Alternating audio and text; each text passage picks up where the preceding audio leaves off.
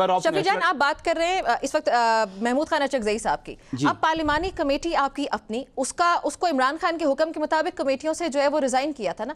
अब उसके बाद महमूद खान अचकज़ई साहब ये कहते हैं कि नहीं जाना चाहिए कमेटी में वापस, जबकि पार्लिमानी कमेटी कहती है कि वापस जाना चाहिए। ये खबर है, अब इसकी तस्दीक या तरदीद आप कर सकते हैं, लेकिन पार्लिमानी कमेटी ये क्यों कह रही है कि वापस जाना, क्योंकि वो तो इमरान खान का हुक्म था, तो इसका मतलब ये हुआ कि आपकी अपनी ही कमेटी इमरान खान को माइनस कर रही है। अगर कोई भी इमरान खान के हुक्म के खिलाफ पार्लिमानी किसी भी कमेटी में गया, वो तहरीक इंसाफ का हिस्सा नहीं होगा।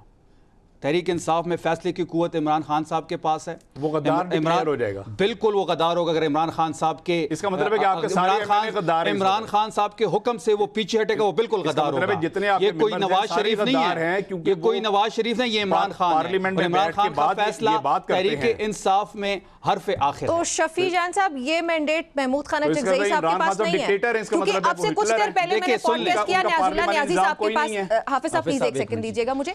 न्याजुल्लाह न्याजी साहब से अब से कुछ देर पहले मैंने पॉडकास्ट किया, being the spokesperson of Imran Khan and Bushra Bibi, he said कि ये इख्तियार कमेटी के पास नहीं है, महमूद खान अचकज़ई साहब के पास है, वो जो फैसला करेंगे वो होगा, क्योंकि उनको इख्तियार इमरान खान ने दिया। पहली बात यह है कि महमूद खान अचकज़ई साहब तहरीक इंसाफ के सियासी फैसले नहीं कर सकता।